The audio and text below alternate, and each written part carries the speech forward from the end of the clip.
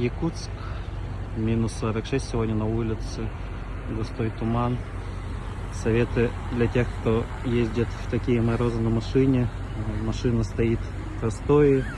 На парковках машины мы вообще не глушим. Либо же стоим под Наташами. Это вот такие вот портативные гаражи.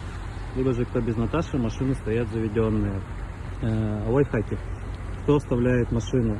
Обязательно выкручиваем руль в ту сторону, куда мы будем выдвигаться после простоя.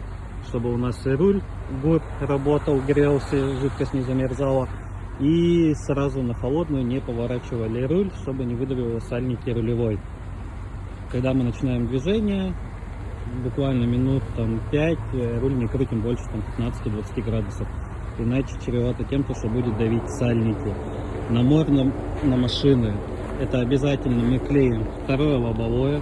То есть такое же лобовое от машины, просто приклеиваем сверху широкой черной изолентой.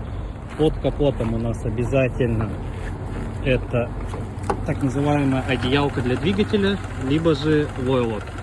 Сами одеяла я не приветствую, я всегда кладу войлоки.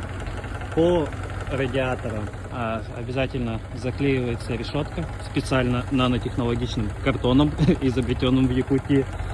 Для тех, кто это минимальный набор городской. Для тех, кто еще ездит по трассе, вот здесь между радиатором ставят либо картонку, либо протягивают брезент до картера, чтобы не замерзала машина. То есть бывают моменты, когда ты прям едешь по трассе, и у тебя может выдувать, остывать машина.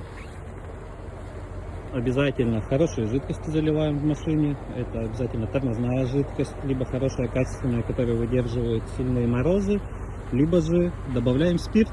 Простой чистый спирт миллилитров 200, чтобы тормозная жидкость не замерзала на ходу.